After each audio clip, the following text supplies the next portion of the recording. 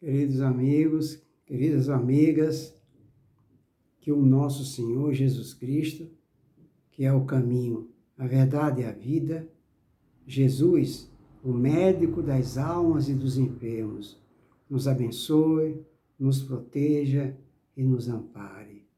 Estamos juntos mais uma vez para assimilarmos as diretrizes e os fundamentos do nosso Senhor Jesus Cristo, que é o caminho, a verdade e a vida, o médico das almas e dos enfermos.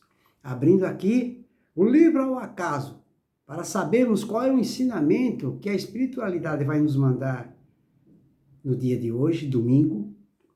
O livro do José Carlos de Luca, intitulado Pensamentos que Ajudam. Abrindo aqui ao acaso, caiu aqui palavras de Piero Máximo Forni, ou Forni, como queiram. Ele nos diz assim: não me canso de repetir, em grande medida, a vida é o resultado de nossos relacionamentos. Temos que aprender a deixar o eu um pouco de lado para conviver com mais generosidade, mais consideração, mais delicadeza. Eu costumo sempre falar isso, pessoal. Em matéria de relacionamento, todos nós tiramos nota 0. Nós ainda não aprendemos a nos relacionarmos, né?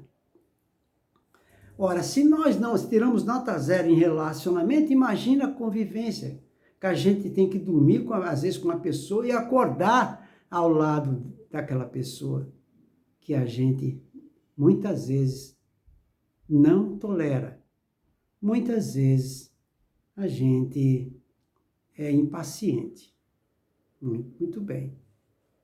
Então, um dos trabalhos que nós temos que fazer aqui na Terra é justamente esse. Aprendermos a nos relacionarmos. Mesmo porque a pessoa difícil, seja ela parente ou não, que Deus colocou em nossas vidas, não foi por um acaso, o acaso não existe.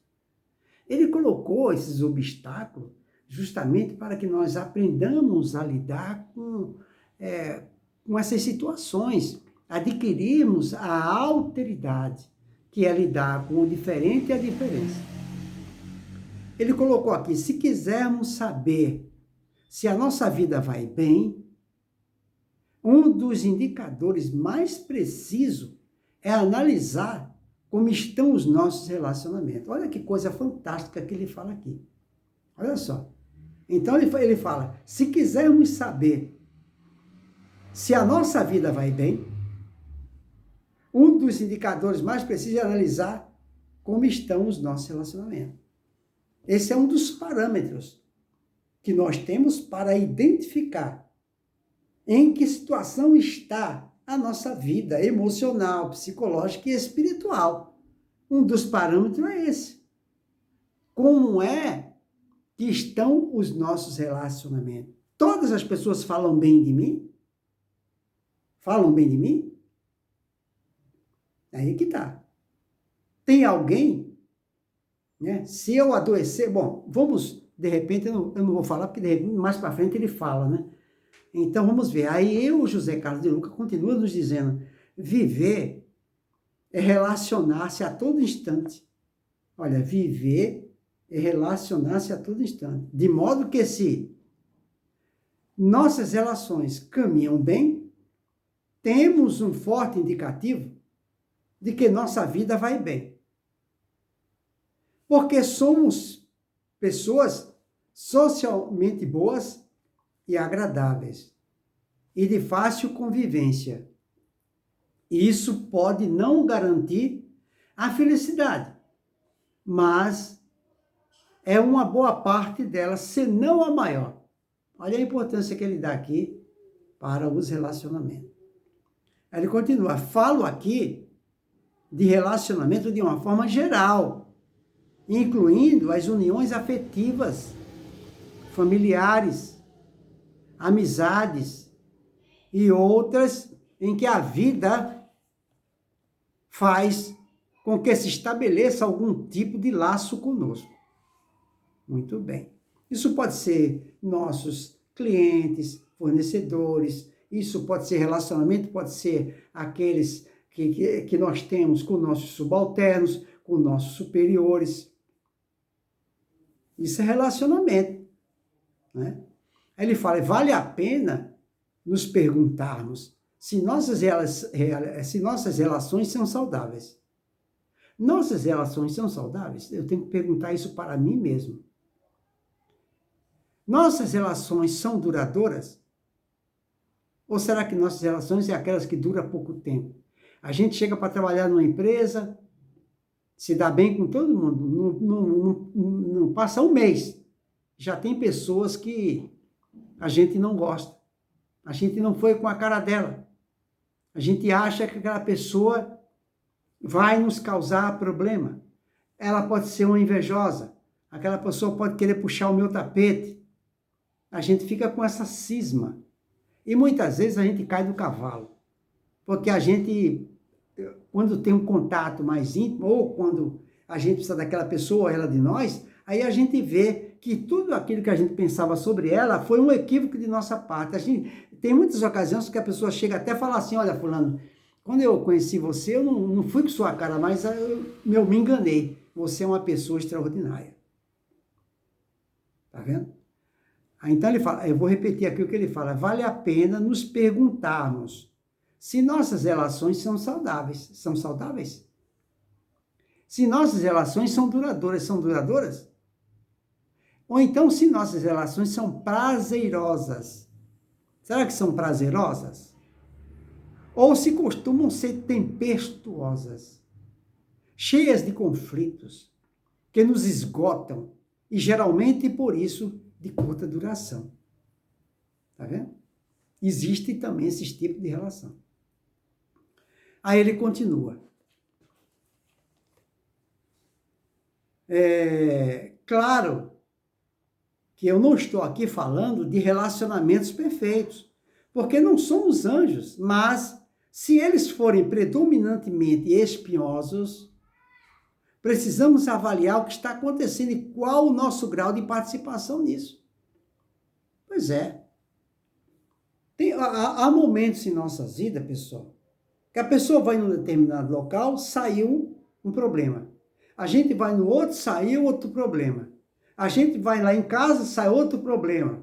A gente vai na padaria, sai um problema. A gente vai na farmácia, sai um problema. E demora para a gente entender que muitas vezes o problema não está onde a gente vai, está conosco. Muitas vezes nós estamos melindrosos. Por qualquer coisa a gente se ofende. Muitas vezes nós estamos assim. Então, muitas vezes o problema, a patologia está conosco. E não nos locais que a gente vai. Pode acontecer também de a gente ir em determinado local e nós sermos ofendidos, sermos destratados. Mas aí, entrar em iazia de fato nessas situações é uma situação. E eu continuar em paz e feliz é outra situação. Quem vai determinar o meu estado de espírito vai ser a minha atitude, a minha reação. Como é que eu vou encarar essa situação? Aí é que está. Aí ele continua. Eu vou repetir o que ele falou aqui. É claro que não fala aqui de relacionamento perfeito, porque nós não somos anjos. Mas se eles forem predominantemente espinhosos, nós precisamos avaliar o que está acontecendo. E qual o nosso grau de participação nisso. Muito bem, ele fala, via de regra, apontamos o dedo para o outro. Então, via de regra, a gente põe a culpa do outro. Eu não fiz nada para aquela pessoa, e aquela pessoa me tratou mal. Eu não fiz nada para ela, eu cheguei e tratei ela com educação. Por que que ela... eu fui lá, mostrei que aquilo lá não estava correto. Ao invés da pessoa, né? Eu não quero que a pessoa peça desculpa, mas eu queria que a pessoa entendesse que aquilo foi um equívoco da parte dela. Ainda me trata mal, além de me prejudicar, ainda me trata mal. Aí eu não podia deixar isso para lá. Peguei, terminei respondendo. Aí sai briga, porque quando um não quer, dois não brigam. E o certo nesses momentos seria nos esforçarmos para fazer o que Paulo de Tarso nos sugere e nos propõe, que é fique no prejuízo. Paulo de Tarso fala isso, fique no prejuízo. É melhor do que deixarmos um pensamento negativo na nossa retaguarda. Porque, pessoal, eu vou falar uma coisa para nós outros. A pior coisa que pode acontecer para mim e para você é a gente deixar um pensamento negativo na nossa retaguarda. O pensamento negativo que fica na nossa guarda, na nossa retaguarda, estejamos com razão ou não, ele vai nos trazer problema emocional, psicológico, até a nossa vida profissional será atingida. Se na nossa retaguarda tiver alguma pessoa pensando mal de mim. Se uma pessoa lembrar de mim e ela lembrar que houve um atrito entre nós, a energia que ela vai direcionar para mim não é boa. E isso vai me causar mal-estar. Por que vai me causar mal-estar? Porque, via de regra, eu estou vulnerável. Aí é que está o problema.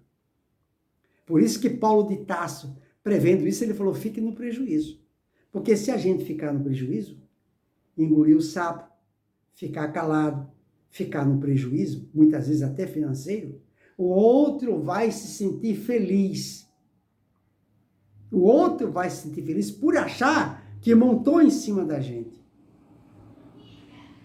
Por achar que ele que está com razão, nós estamos errados. Mas é preferível a gente sair no prejuízo dessa forma, do que deixar um pensamento negativo na nossa retaguarda. É melhor fazer. Nós temos que optar o que é melhor para mim.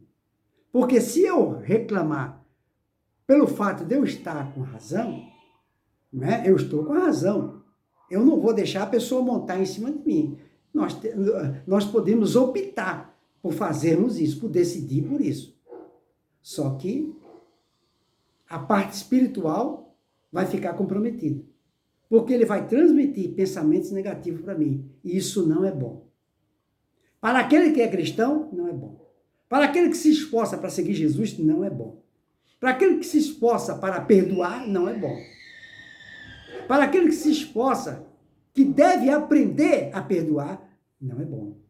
Porque Deus já permitiu que surgissem em nossas vidas essas pessoas de difícil relacionamento, justamente para que eu aprendesse a perdoar.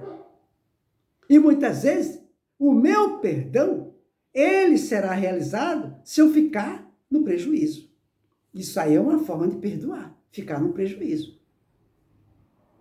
Nós temos que decidir. Porque nós temos que entender efetivamente que nós somos os administradores de nossas vidas. Eu que administro a minha vida, você que administra a sua vida. Então, nós é que temos que decidir. Se queremos, nesse relacionamento difícil, sair por cima, ou se queremos sair por baixo. Porque sair por baixo, dependendo do ângulo de visão, é ficar por cima. Aí que tá. Por quê? Vou explicar por quê. Pelo seguinte, porque é melhor ser prejudicado que prejudicar. É melhor ser ofendido que ofender. É melhor ser traído que trair. Tá vendo? É melhor ser decepcionado que decepcionar.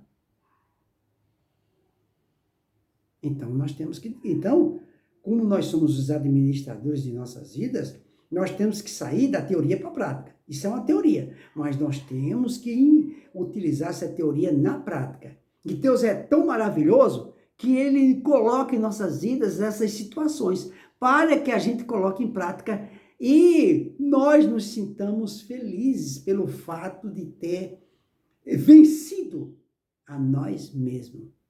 Não adianta eu querer vencer o outro que me prejudicou. Que se saiu se vangloriando porque, sabe, ficou por cima da gente e a gente por baixo. Ficamos por baixo, mas não é por baixo. Ficamos por cima perante Deus e Jesus e perante nossa própria consciência. E o interessante de tudo isso é que além de nós termos que aprender a agirmos assim, nos comportarmos assim, ficar no prejuízo, não é? Além disso, nós ainda temos que fazer a parte mais difícil.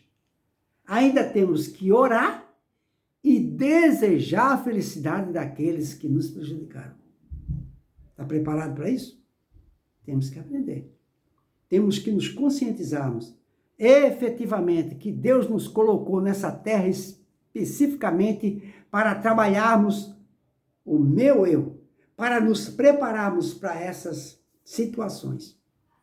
E não querer que o outro entenda que está errado. Não querer exigir que o outro aceite o nosso ponto de vista. E não exigir que o outro entenda que ele está errado e eu estou certo. Isso nós não vamos conseguir. Nem Deus consegue. Deus não impõe a sua verdade para ninguém. Ele propõe, ele não impõe, ele propõe, sugere. E aguarda, nos ama e aguarda o nosso tempo. Aguarda o momento em que nós estejamos com ouvidos de ouvir. Estejamos receptivos aos ensinamentos do nosso Senhor Jesus Cristo. Eis aí como é que nós devemos administrar nossas vidas. Aí ele continua, temos uma lista de defeitos para descrever nosso afeto, que já está quase virando desafeto. Se é que já não se tornou. Embora eu não possa questionar a lista, e devo respeitar o seu ponto de vista, por acreditar que você deva ter razão em alguma coisa, não posso também deixar de pensar que seu parceiro deve ter uma lista igual à sua. E agora, como é que ficamos? Isso é verdade. Se eu tenho uma lista de coisas aonde eu tenho certeza que eu estou com a razão, o meu oponente, o meu pseudo-adversário, ele também tem uma lista de defeito meu. Quem está com a razão? Apesar que o problema aí não é quem está com a razão. Não é quem está com a razão. O problema aí é que aquele que mais entende, é que aquele que mais está voltado para Deus, este é o que mais deve perdoar. E não o outro que nos prejudicou. O outro que nos prejudicou, por essa própria atitude, já ficou evidenciado o quanto ele está doente, necessitado do meu perdão, de minha oração, de minha complacência e de minha transigência. Quando é que nós vamos entender isso? Aí ele continua aqui. Acredito que as crises nos relacionamentos somente se resolverão quando cada um estiver disposto a diminuir o peso da existência para o outro. Olha só que coisa interessante. Vou repetir. Ele fala, acredito que as crises dos relacionamentos somente se resolverão quando cada um estiver disposto a diminuir o peso da existência para o outro.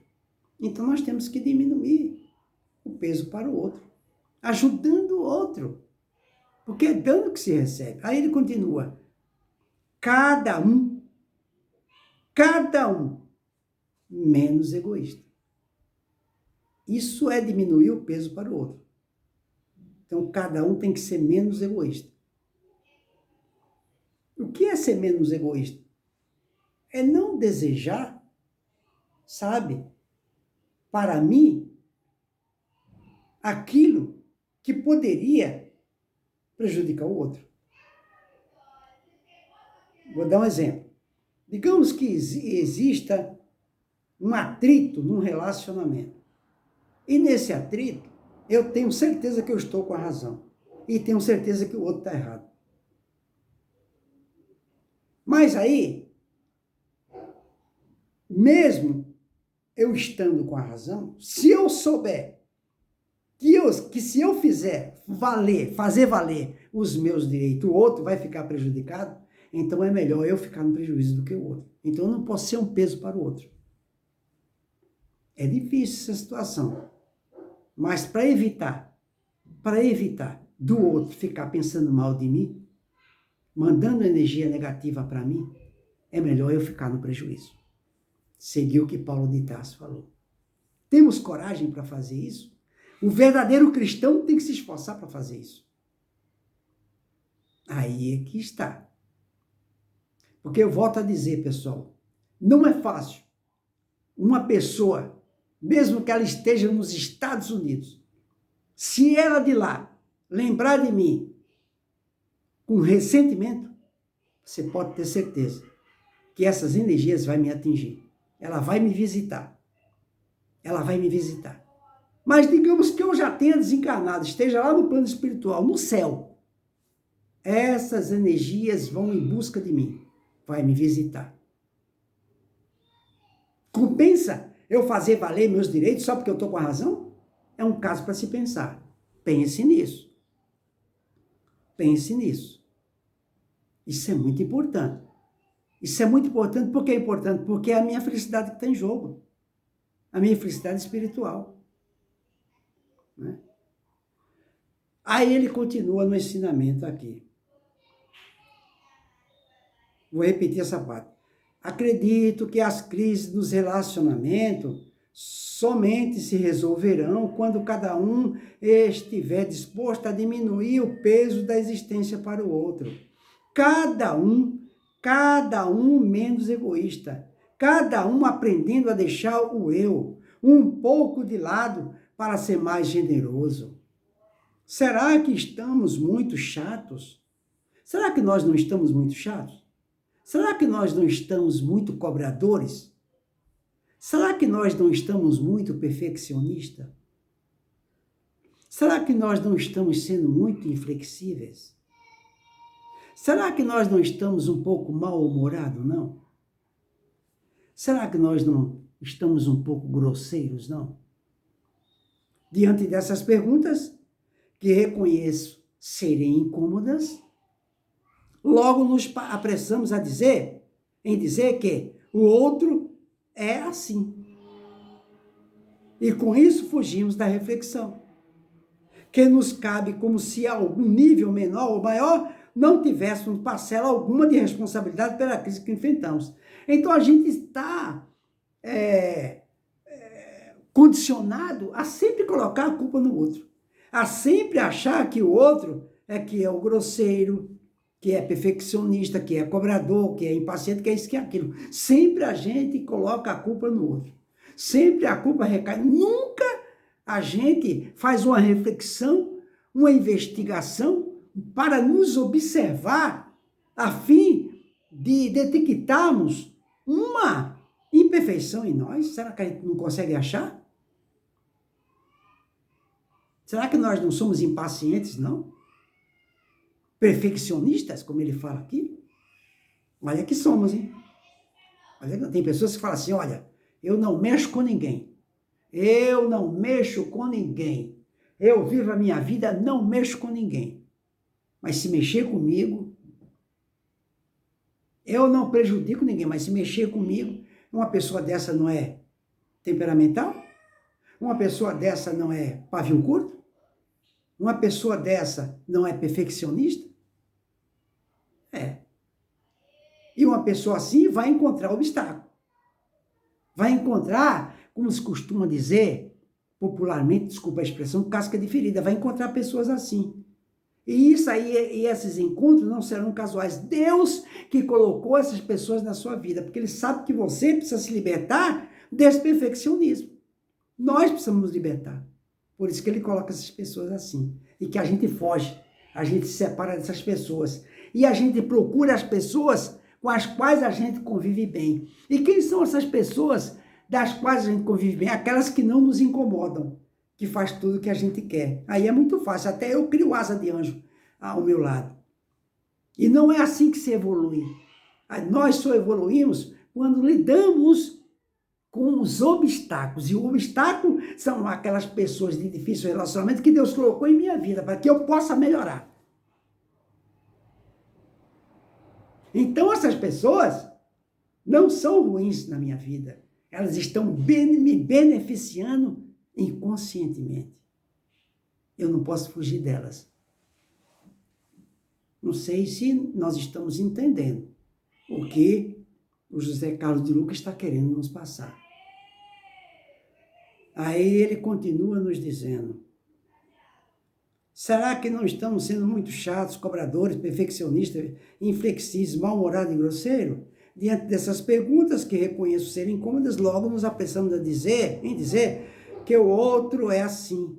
E com isso fugimos da nossa reflexão, que nos cabe como se em algum nível, menor ou maior, não tivéssemos parcela alguma de responsabilidade pela crise que enfrentamos. Que tal abandonarmos a tática da espera?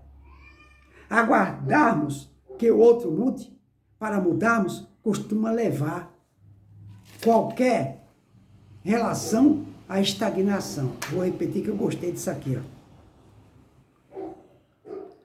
Que tal abandonarmos a tática da espera? Ponto de interrogação. Aguardarmos que o outro mude para mudarmos costuma levar qualquer relação à estagnação e a maior desgaste. Porém, muito provavelmente, se nós mudarmos, reações positivas poderão ocorrer. É verdade. O que mais existe na face da Terra são relacionamentos em que a pessoa fala, olha, se fulano mudar, eu mudo. Mas o outro é intransigente, o outro é isso e aquilo. Se a pessoa mudar, eu mudo. Eu não mexo com ninguém, mas se a pessoa mudar, eu mudo.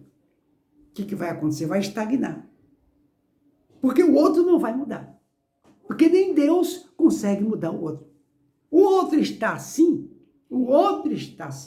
por causa do estágio evolutivo atual em que ele se encontra. Um dia ele vai mudar. No dia que ele quiser. No dia do querer. Nós é que não temos capacidade de mudar o outro. Eu tenho que mudar a mim. Eu que tenho que mudar.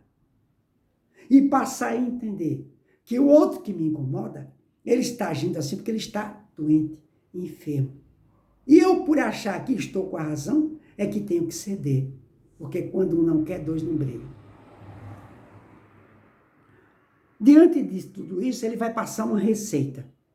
Ele falou todas as situações, todas as circunstâncias em que nós passamos nos relacionamentos delicados. Agora ele vai passar a receita. A receita é: deixemos o nosso eu um pouco de lado. Isto é, o nosso egoísmo.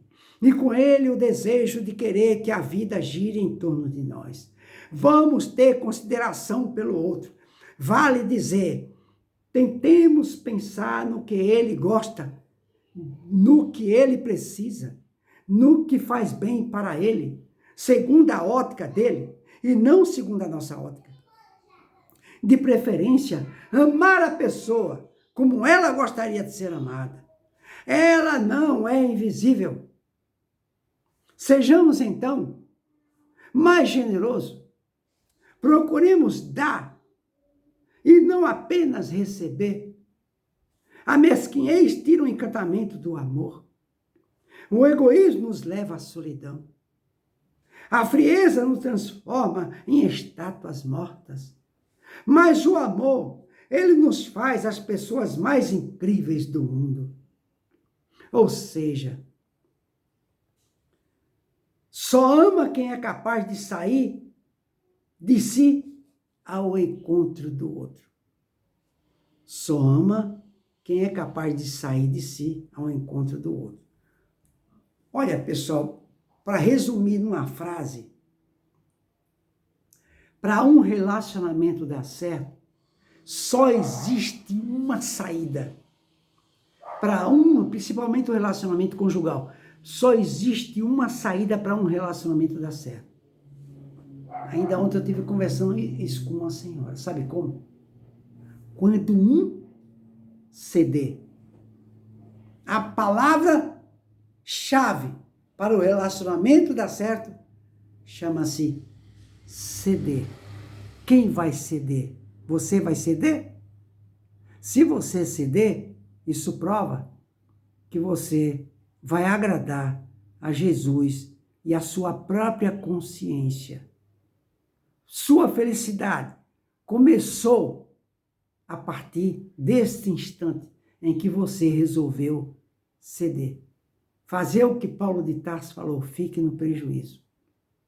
E não se permitir que pensamentos negativos, estejamos com razão ou não, ele fique na nossa retaguarda, porque isso vai nos trazer sérios problemas.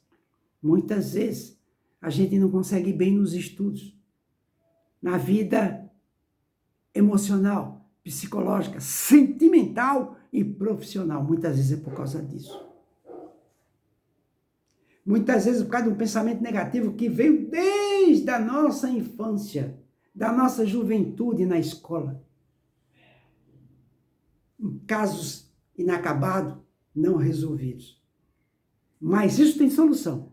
Vamos orar por todas as pessoas que nos aborrecem. Vamos orar para todos os relacionamentos difíceis. Porque a única coisa que neutraliza o mal é o bem. Sejamos nós o bem. Se é que nos dizemos cristãos, seguidores de Jesus. Um bom final de domingo para todos. Que Jesus nos abençoe, como a cada um dos nossos familiares.